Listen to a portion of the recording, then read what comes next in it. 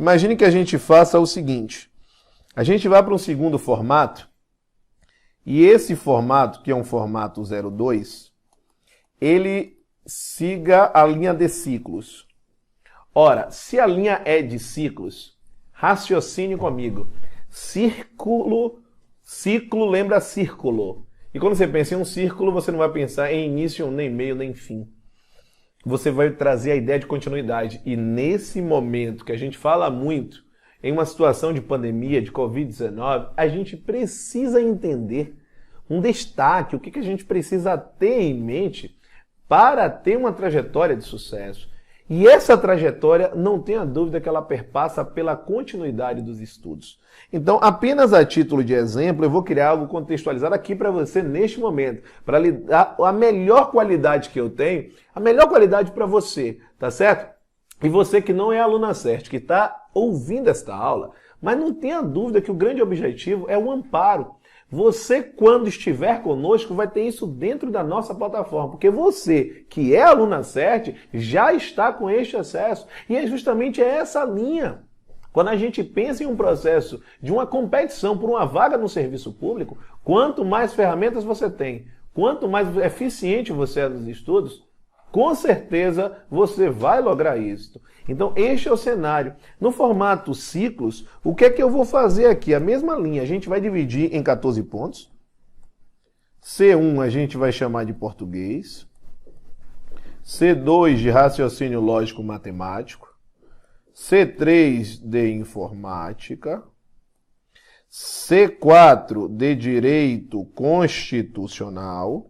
Depois a gente veio com a linha do C5 com direito administrativo.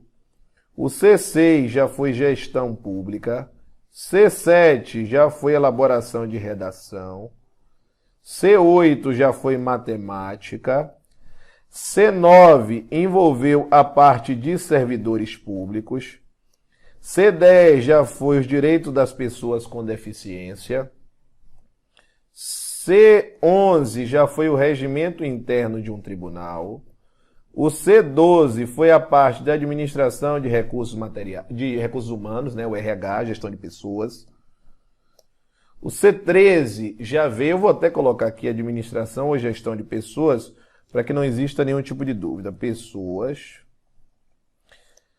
Aqui a gente pensou em administração de recursos materiais. E o C14 a gente pensou em arquivologia. Ora. Veja que no formato ciclo, a gente vai ter um contexto completamente diferente.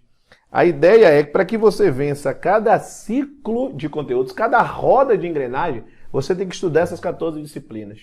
Essa é a grande ideia. Então imagine que você gaste 1 hora para cada uma. Isso pode ser definido na hora da formatação do seu ciclo de estudos.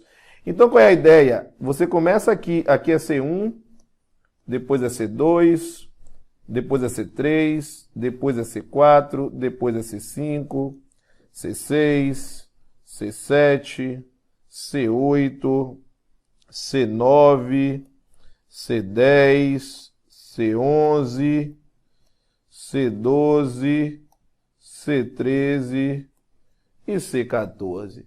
Olha que aqui em nenhum momento nós estamos falando em dia da semana. Não, veja, se você estuda 3 horas por dia, então você vai ter o quê? Imagine que cada ciclo tenha 1 hora. Aqui está o dia 1 de preparação, que pode ser, por exemplo, o domingo, o dia 1.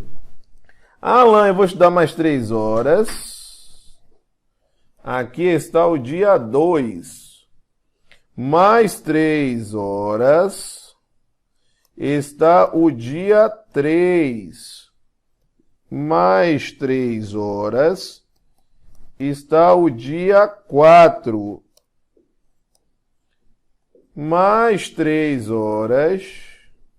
Já está o dia 5. Então, no 5º dia, veja que você já venceu a sua engrenagem e já abriu uma nova volta.